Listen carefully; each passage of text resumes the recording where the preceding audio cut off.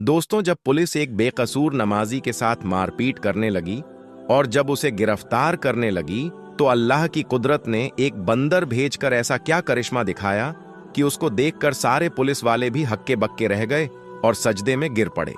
आज की इस वीडियो में हम आपको इसी वाक़ये को पूरी तफसील के साथ बताने वाले हैं, जिसको सुनकर यकीनन आप लोग भी हैरान और परेशान हो जाओगे और आप भी ये मानने पर मजबूर हो जाओगे कि वाकई में अल्लाह की कुदरत बहुत बड़ी है और अल्लाह अपने हर नेक बंदों की दुआ को जरूर सुनता है और उनकी दुख मुसीबत में मदद भी करता है। इसलिए आज का ये वीडियो आप सभी के लिए बहुत ही खास है।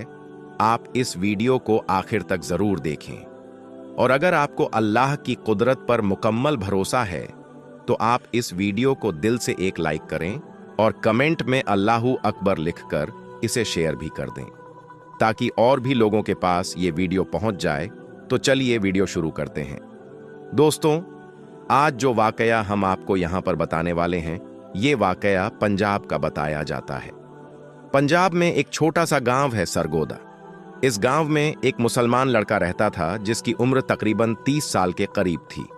ये लड़का बहुत ही नेक और परहेजगार था, 5 वक्त का नमाजी था और हर नमाज को उसके सही वक्त पर ही अदा करता था और कोशिश करता कि वो हर नमाज को मस्जिद में जमात के साथ ही अदा करे। यही वजह थी कि इस लड़के का ज्यादातर वक्त मस्जिद में ही गुजरा करता था। और यही नहीं, जब ये लड़का नमाज से फारिग हो जाता तो उसके बाद ये कुछ वक्त के लिए मस्जिद के एक कोने में बैठ जाता और कुरान पाक की तिलावत भी करता था। और वो ऐसा हर नमाज के बाद में किया करता था, यानी कि हर नमाज के बाद वो थोड़ी देर कुरान पाक जरूर पढ़ता था। उसकी इस आदत के बारे में सभी नमाजियों को अच्छी तरह से मालूम था। उस नौजवान का इस्लाम से इतना ज्यादा लगाव देखकर सारे लोग उस पर ना सिर्फ नाज करते बल्कि उसकी बहुत ज्यादा इज्जत भी किया करते थे। ये लड़का हर किसी से हुस्न अखलाक के साथ में पेश आया करता था और कोशिश करता कि उसकी वजह से कभी भी किसी का दिल ना दुखे। और यही नहीं, वो हरदम ये भी कोशिश करता रहता कि वो किसी जरूरतमंद की मदद भी कर सके। इसी वजह से गांव के सारे लोग उसके अखलाक के दीवाने थे। लेकिन इसके दूसरी तरफ इस नौजवान का एक छोटा भाई था जो बहुत ही ज्यादा अय्यास किस्म का था। वो हर वक्त दुनिया के लालच में रहता था और हर वक्त पैसों के पीछे ही भागता रहता। फिर कुछ दिन गुजरे कि एक दिन अचानक इनके वालिद का इंतकाल हो गया। इस सदमे के बाद बड़ा भाई अंदर ही अंदर टूट गया, इसलिए फिर वो ज्यादा वक्त मस्जिद में ही गुजारने लगा था। वहीं दूसरी तरफ उसका छोटा भाई हर वक्त ये भी कोशिश करता रहता कि वो किसी ना किसी तरह से अपने बड़े भाई की जमीन हड़प ले और उसकी जमीन को अपने नाम कर ले। यानी कि वो इस कोशिश में रहने लगा कि वो कैसे भी करके बाप की जमीन में से बड़े भाई का जो हिस्सा था वो अपने नाम करवा ले। इसलिए फिर छोटे भाई ने अंदर ही अंदर बड़े भाई के खिलाफ साजिश रचना शुरू कर दिया, मगर वो किसी भी तरह से अपने इस मकसद में कामयाब नहीं हो सका। दोस्तों, उसके बाद जब छोटे भाई की तमाम कोशिशें बेकार हो गईं, तो फिर एक दिन छोटे भाई ने सोचा कि क्यों ना वो इसके लिए अपने बड़े भाई की सबसे पसंदीदा चीज यानी कि मस्जिद का इस्तेमाल करें। इसलिए फिर वो सोचने लगा कि वो अपने बड़े भाई को मस्जिद के ही किसी काम में फंसवा दे। फिर छोटे भाई ने एक प्लान बनाया कि वो किसी ना किसी तरह से अपने बड़े भाई को मस्जिद की चोरी में फंसा दे, जिससे वो मस्जिद में जाने से रुक जाए। और उसको ये भी मालूम था कि उसका बड़ा भाई 5 वक्त का नमाजी है और मस्जिद से बहुत ज्यादा लगाव भी रखता है, इसलिए वो मस्जिद के बगैर नहीं रह सकता। इसी वजह से फिर छोटे भाई ने सोचा कि अगर वो अपने बड़े भाई को मस्जिद में जाने से रोक देता है तो फिर वो उसके बदले में जमीन का मुतालबा कर सकता है और यकीनन बड़ा भाई नमाज और मस्जिद को अहमियत देते हुए उसको वो अपनी जमीन दे देगा। फिर छोटे भाई ने एक मंसूबा तैयार किया। जमीन हासिल करने के लालच ने छोटे भाई को अंधा कर दिया था, इसीलिए फिर उस कमबख्त ने रात के अंधेरे में मस्जिद का कुछ कीमती सामान उठा लिया, यानी कि उसने मस्जिद में चोरी कर डाली। उसने मस्जिद का कुछ कीमती सामान उठाया और अपने घर ले आया और उस चोरी किए हुए सामान को उसने अपने घर में एक खुफिया जगह पर छुपा दिया और फिर पुलिस वालों के पास में जाकर अपने भाई पर इल्जाम लगा दिया और कहने लगा कि हमारी मस्जिद में चोरी हो गई है और मस्जिद का सामान चुराने वाला और कोई नहीं बल्कि उसका ही बड़ा भाई है। इधर दूसरी तरफ बेचारे बड़े भाई को इसके बारे में कुछ मालूम भी नहीं था। वो ऐसे ही मस्जिद में जा रहा था और सच्चे दिल से अल्लाह की इबादत कर रहा था और वैसे ही अल्लाह के सामने गिड़गिड़ाकर दुआएं भी मांगता था। वो अपनी हर दुआ में कहता कि ऐ अल्लाह, मुझे हर मुश्किल से निजात दे। अगर मैं कभी किसी बड़ी मुसीबत में फंस जाऊं तो तू मेरी गैब से मदद फरमाना। बड़ा भाई हर नमाज के बाद ये दुआ जरूर किया करता था। दोस्तों, जैसा कि हमने आपको पहले ही बताया था कि चोरी के बाद में छोटे भाई ने इसका इल्जाम बड़े भाई पर लगा दिया था। इसलिए फिर अगले रोज बड़ा भाई नमाज के लिए मस्जिद की तरफ जा रहा था तो पुलिस उसको ढूंढते ढूंढते उसके पास आ पहुंची और मस्जिद के दरवाजे पर पहुंचकर पुलिस के लोगों ने उस नौजवान से कहा कि तुम्हें गिरफ्तार किया जाता है। तो ये सुनकर बेचारा बड़ा भाई बहुत घबरा गया और पुलिस वालों से पूछने लगा कि मैंने क्या किया है, मेरी क्या गलती है, मेरा कसूर क्या है, मैंने क्या जुर्म किया है, आप मुझे क्यों गिरफ्तार कर रहे हो? बराए मेहरबानी आप मुझे मस्जिद के अंदर जाने दें, मुझे नमाज के लिए देरी हो रही है। इस पर पुलिस वालों ने उसे बताया कि तुम पर मस्जिद का कीमती सामान चुराने का इल्जाम लगा हुआ है, इसीलिए हम तुम्हें गिरफ्तार करते हैं। यह सुनकर बेचारा वो बड़ा भाई हक्का बक्का रह गया और सोचने लगा कि यह कैसे मुमकिन है और उस पर यह इल्जाम किसने लगाया होगा, लेकिन उसे कुछ भी समझ में नहीं आ रहा था। इसलिए वो वहीं जमीन पर बैठ गया और अल्लाह से मदद की गुहार लगाने लगा और अल्लाह से दुआ करने लगा। वो कहने लगा, या अल्लाह, मेरी इस मुसीबत की घड़ी में मेरी मदद फरमा। अल्लाह, तू तो जानता है कि मैं चोर नहीं हूं, मैं कभी किसी की चोरी नहीं कर सकता और ना ही मैंने मस्जिद से ये कीमती सामान चुराया है। या अल्लाह, अपनी कुदरत से कोई ऐसी करिश्मा दिखा कि सब लोग ये मानने पर मजबूर हो जाएं कि मैं बेकसूर हूं।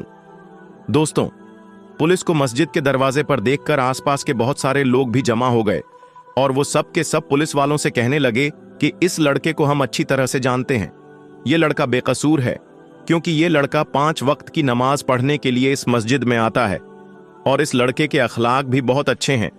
इसलिए हम सब गवाही देते हैं कि ये लड़का बहुत नेक है, ये कभी भी मस्जिद से चोरी नहीं कर सकता है। इसलिए जिसने भी इस लड़के पर इल्जाम लगाया है वो सरासर झूठा है। मगर उन लोगों की ये गवाही सुनकर पुलिस के लोग नहीं माने और कहने लगे कि हमको इस लड़के के खिलाफ पुख्ता सबूत मिला है, इसलिए हम इसको गिरफ्तार करेंगे। इतने में उस लड़के का छोटा भाई भी वहां पर आ पहुंचा और फिर वो अपने बड़े भाई को एक तरफ ले जाकर कहने लगा कि ये सब मेरा किया धरा है, मैंने ही तुम पर यह इल्जाम लगाया है। अगर तुमको तुम्हारी इज्जत प्यारी है तो तुम अपनी सारी जमीन मेरे हवाले कर दो। तुम्हारे हिस्से में जो जमीन आई है वो मेरे नाम कर दो, मैं तुम्हारी इज्जत बचा लूंगा और तुम्हें जेल जाने से रोक दूंगा। और मस्जिद का कीमती सामान जो मैंने छुपा रखा है उसको मैं पुलिस के हवाले कर दूंगा। तो ये सुनकर बड़े भाई को बड़ा दुख हुआ। वो समझ गया था कि ये सब उसके इस छोटे भाई ने किया है। दोस्तों, अभी वो छोटा भाई अपने बड़े भाई को ये सब बातें बता ही रहा था कि इतने में अल्लाह की कुदरत से कहीं से एक बंदर नमूदार हुआ। उसके एक हाथ में मस्जिद का वो कीमती सामान था जिसको छोटे भाई ने मस्जिद से चुराकर अपने घर में छुपाया था। ये देखते ही छोटे भाई के चेहरे का रंग उड़ गया। पुलिस वाले भी बंदर के हाथ में मस्जिद का चोरी हुआ सामान देखकर हैरान रह गए। उनको मालूम चल गया कि वो जिस लड़के को गिरफ्तार करने वाले थे वो तो बेकसूर है। फिर उस बंदर ने उन पुलिस वालों को साथ ले जाकर बता दिया कि उसने छोटे भाई के घर से ही सामान उठाया है। इसीलिए फिर पुलिस वालों को मालूम चल गया कि मस्जिद से ये सामान छोटे भाई ने ही चुराया है। और फिर यूं सबको मालूम चल गया कि असल चोर तो उसका छोटा भाई है। फिर पुलिस वालों ने छोटे भाई को गिरफ्तार कर लिया और जब उससे पूछताछ हुई तो फिर ये सारी बातें छोटे भाई ने पुलिस वालों को बता दी। इधर वो बड़ा भाई अल्लाह के सामने सजदे में गिरकर अल्लाह ताला का इस बात के लिए शुक्र अदा करता रहा कि ऐन मौके पर अल्लाह ने एक बंदर भेजकर उसकी किस तरह से मदद की और इस तरह से फिर पूरे गांव वालों को उसकी बेगुनाही का सबूत मिल जाता है। ये देखकर सबका अल्लाह पर भरोसा और भी ज्यादा मजबूत हो गया। दोस्तों, आपको आज का ये वाकया कैसा लगा? आप कमेंट बॉक्स के जरिए से इसके बारे में हमें जरूर बताना। दोस्तों, इसी तरह का एक और वाकया अब्दुल्लाह नाम के एक शख्स के साथ पेश आया। उसका एक मेडिकल स्टोर था। अब्दुल्लाह ने अपनी जिंदगी का एक ऐसा वाकया सुनाया जिसको सुनकर आप भी हैरान रह जाएंगे। अब्दुल्लाह बचपन से ही नेक और दीनदार और पंचगाना नमाज के अलावा तहज्जुद गुजार और तिलावत कुरान में ज्यादातर वक्त बिताया करता था। बाज मर्तबा सारी सारी रात नवाफिल अदा करता, रोजे नमाज जकात का पाबंद था। उम्र गुजरती गई और अब्दुल्लाह ने शादी नहीं की। घर वाले उस पर शादी का दबाव बनाने लगे। इस सूरत हाल और घर वालों के दबाव में आकर अब्दुल्लाह को बिल आखिर शादी का फैसला करना पड़ा और अब्दुल्लाह ने शादी कर ली। शादी के बाद अब्दुल्लाह की जिंदगी एकदम बदल गई।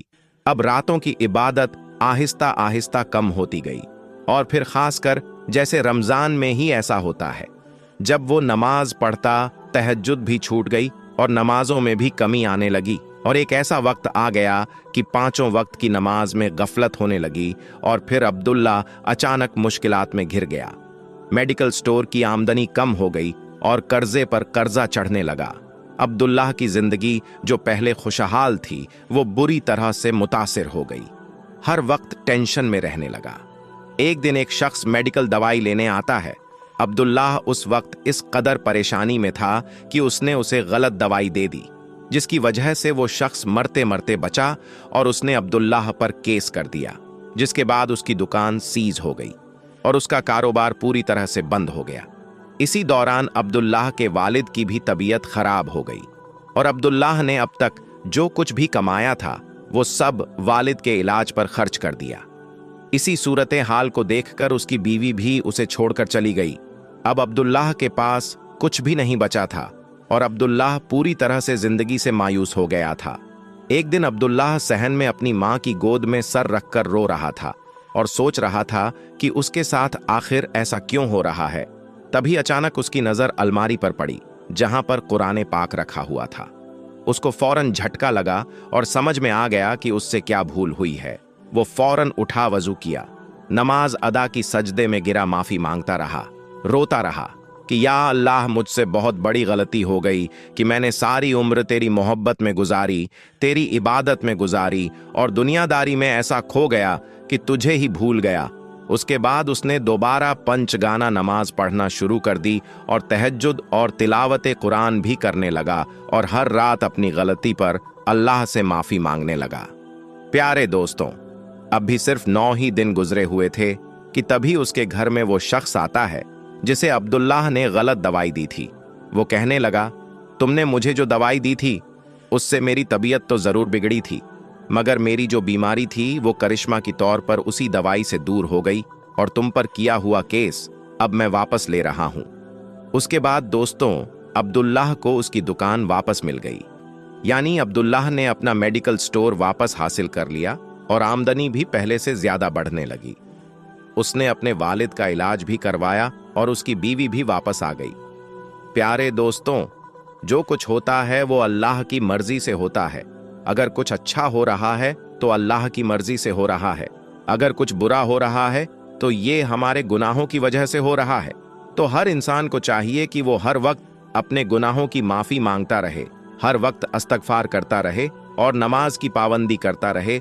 जो शख्स नमाज नहीं पढ़ता तो ऐसे शख्स की जिंदगी में बहुत सारे मसले और बहुत परेशानियां आ जाती है, और जो नमाजी होता है और नमाजी होने के साथ साथ उसका दिल नरम होता है, वो तकब्बुर से पाक होता है, वो हसद और जलन से पाक होता है, वो किसी के बारे में कुछ गलत ख्याल नहीं रखता, वो सिर्फ अल्लाह की जात पर भरोसा रखता है।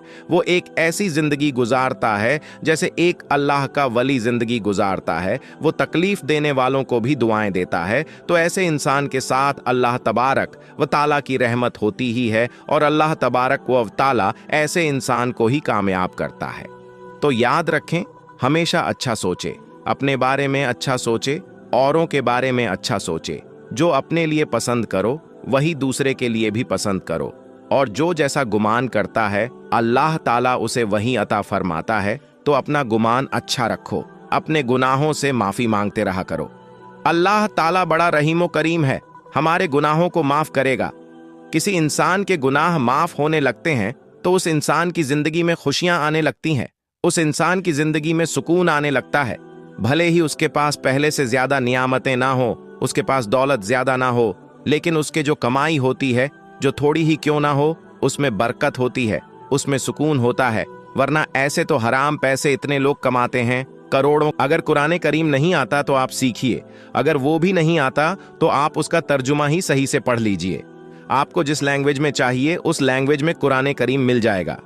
आप कम से कम उसका तर्जुमा तो पढ़ लीजिए। देखिए तो सही अल्लाह तबारक व ताला हमसे क्या कहना चाहता है। दोस्तों, जैसा कि आप सभी को मालूम है कि रमजान का महीना चल रहा है और आने वाली 14 तारीख को यानी कि 14 मार्च 2025 को रमजान शरीफ का दूसरा जुमा है। लेकिन इसके साथ ही 14 मार्च को हिंदुओं का एक बड़ा त्योहार होली भी है।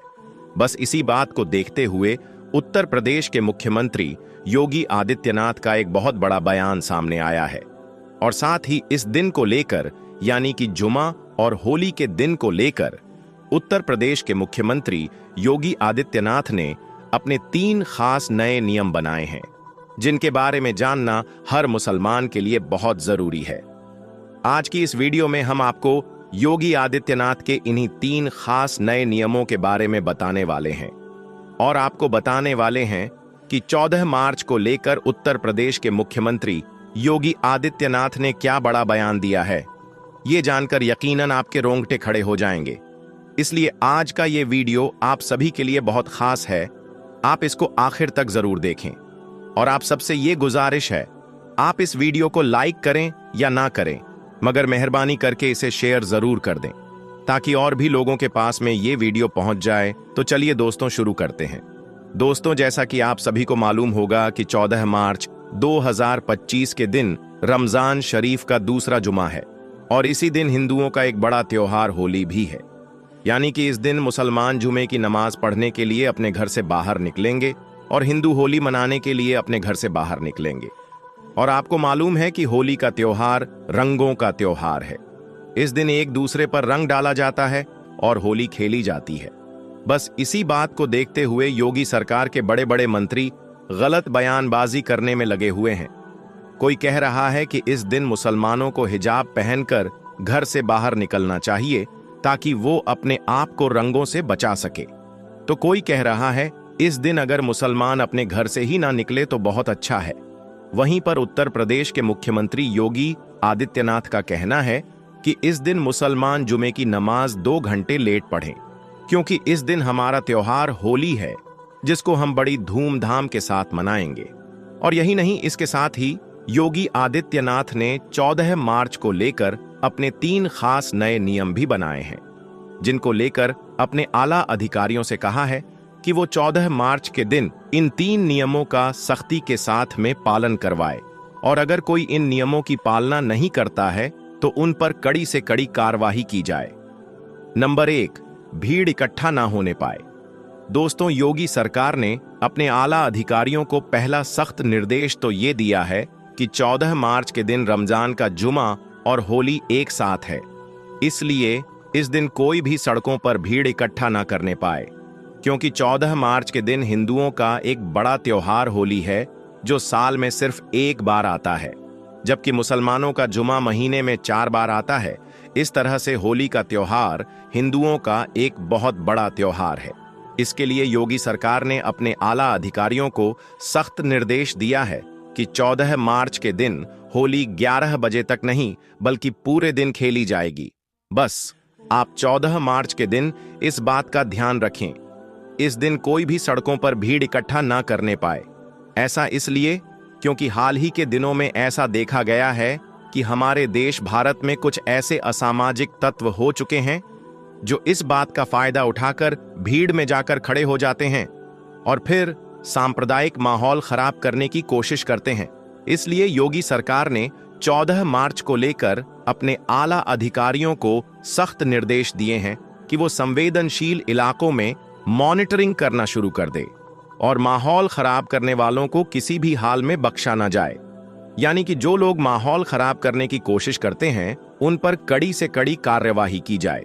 हम आपको बता दें कि योगी सरकार का ये फरमान सुनकर पुलिस अलर्ट हो चुकी है और जगह जगह पर निगरानी करनी शुरू कर दी है ताकि पूरे देश में होली का त्योहार और रमजान शरीफ का जुमा शांति और भाईचारे के साथ में मने, इसके लिए पुलिस अब से ही अलर्ट हो चुकी है और संवेदनशील और अति संवेदनशील इलाकों में मॉनिटरिंग करना शुरू कर दी है, क्योंकि इसके लिए योगी सरकार ने अपने आला अधिकारियों को सख्त निर्देश दिए हैं और कहा है कि वो 14 मार्च के दिन इस बात का सख्ती के साथ पालन करवाने की कोशिश करें। नंबर 2, ड्रोन कैमरों से नजर रखी जाए। दोस्तों, योगी सरकार ने अपने आला अधिकारियों को दूसरा सख्त निर्देश ये दिया है कि 14 मार्च के दिन पूरे प्रदेश में अगर कहीं पर भी कोई माहौल खराब होता है तो इसी जगह पर फौरन ही धारा 144 लगाते हुए वहां पर नियमों का सख्ती के साथ में पालन करवाया जाए। और यही नहीं, फौरन ही ऐसी जगहों पर शादी वादी में पुरुष और महिला पुलिस को तैनात किया जाए और ड्रोन कैमरों से ऐसी जगहों की खास निगरानी रखी जाए। इसका मतलब यह है कि 14 मार्च को लेकर योगी सरकार ने अपने आला अधिकारियों को सख्त निर्देश दिया है। इस दिन ड्रोन कैमरों से लोगों पर नजर रखी जाए और जगह जगह पर पुलिस को तैनात किया जाए ताकि कहीं पर भी कोई सांप्रदायिक माहौल खराब ना हो सके। इसके साथ ही जगह जगह पर गाड़ियों की और बाइकों की चेकिंग भी की जाए और अगर कोई पुलिस की कार्यवाही में दखल अंदाजी करने की कोशिश करता है तो उस पर फौरन ही कड़ी से कड़ी कार्यवाही की जाए। इसके अलावा योगी सरकार ने अपने बयान में ये भी कहा है कि 14 मार्च के दिन कोई भी मुसलमान मस्जिद के बाहर यानी कि सड़क पर खड़े होकर नमाज ना पढ़ने पाए, यानी कि इस दिन सिर्फ मस्जिद के अंदर ही नमाज पढ़ी जाए। अगर पहली बार में लोग ज्यादा हो रहे हैं तो 2 बार में करके नमाज पढ़ी जाए, लेकिन मस्जिद के अंदर ही पढ़ी जाए। कोई भी मस्जिद के बाहर सड़कों पर नमाज ना पढ़ने पाए। इसके लिए जितने भी बड़ी बड़ी मस्जिदें हैं उनके आगे पुलिस की तैनाती रखी जाए ताकि किसी भी तरह का कहीं पर कोई माहौल खराब ना होने पाए। इसके अलावा योगी सरकार ने मुस्लिम धर्मगुरुओं से भी इस बात की अपील की है कि वो अपने लोगों को इस बारे में समझाए। हो सके तो जुमे की नमाज 2 घंटे लेट पढ़ाई जाए ताकि होली का त्योहार खुशी के साथ मनाया जा सके। अब यहाँ पर योगी सरकार को ये नहीं मालूम है कि जुमे की नमाज कोई दुनियावी प्रोग्राम नहीं है जो 2 घंटे लेट पढ़ाया जाए। इसका टाइम तो फिक्स है, ये तो अपने टाइम पर ही अदा होती है। और नंबर 3, सोशल मीडिया पर निगरानी रखी जाए। दोस्तों, योगी सरकार ने 14 मार्च को लेकर अपने आला अधिकारियों के लिए तीसरा फरमान ये जारी किया है कि 14 मार्च के दिन सोशल मीडिया पर 24 घंटे निगरानी रखी जाए। कोई भी इस दिन सोशल मीडिया के जरिए से किसी भी तरह की कोई अफवाह ना फैलाने पाए, यानी कि कोई भी इस दिन सोशल मीडिया पर किसी भी तरह की कोई आपत्तिजनक पोस्ट न करने पाए।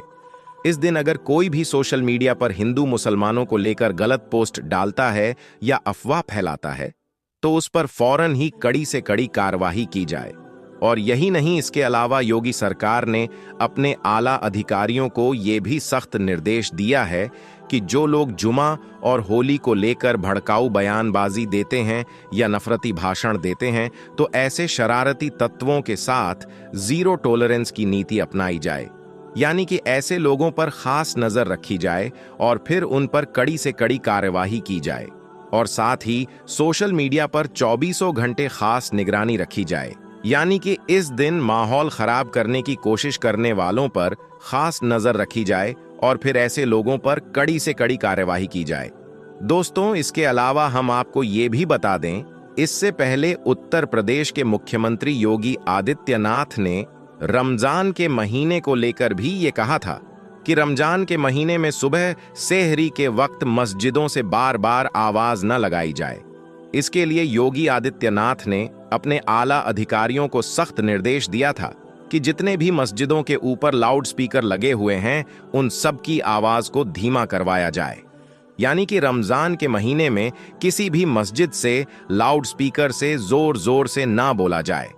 खास तौर पर सुबह सहरी के वक्त बेवजह शोर शराबा ना किया जाए। इसके अलावा उत्तर प्रदेश के मुख्यमंत्री योगी आदित्यनाथ ने मुस्लिम धर्म गुरुओं से अपने लोगों को समझाने की अपील भी की थी, जिसके बाद मौलाना रशीद फिरंगी ने मुसलमानों से अपील भी की कि वो सुबह सहरी के वक्त बेवजह शोर शराबा ना करें ताकि आपके पड़ोसियों और मोहल्ले वालों को किसी भी तरह की कोई परेशानी ना हो। मतलब कि मौलाना रशीद फिरंगी ने मुसलमानों से अपील की कि वो सुबह सहरी के वक्त बार बार माइक में ऐलान ना करें। दोस्तों, याद रखिए, रमजान का महीना रहमतों और बरकतों वाला महीना है, इसलिए आप इस पाक महीने में अल्लाह ताला की खूब इबादत करें और नेक और अच्छे अच्छे काम करें। और आने वाली 14 तारीख को मस्जिदों में जाकर जुमे की नमाज अदा करें और अल्लाह से अमन और भाईचारे के लिए दुआ करें। लेकिन इसके साथ ही आप इस दिन कोई भी ऐसा वैसा काम ना करें जिसकी वजह से आपको या फिर आपकी कौम को किसी भी तरह की कोई मुसीबत का सामना करना पड़े, आपके सामने कोई परेशानी आ पड़े। इसलिए आप इस दिन कोई भी गलत काम ना करें और ना ही किसी से कोई छेड़खानी करने की कोशिश करें। और साथ ही आप इन 3 नियमों का सख्ती के साथ में पालन भी करें। अल्लाह ताला से दुआ है कि अल्लाह पाक हमारे देश भारत में अमन चैन और भाईचारा कायम करें और हम सबको आपस में भाईचारे के साथ जिंदगी गुजारने की तौफीक अता करें और आने वाली 14 तारीख को हम सबको बुरे लोगों से महफूज रखें। आमीन, अल्लाहुम्मा आमीन। एक बार आप भी कमेंट बॉक्स में आमीन जरूर लिख दें।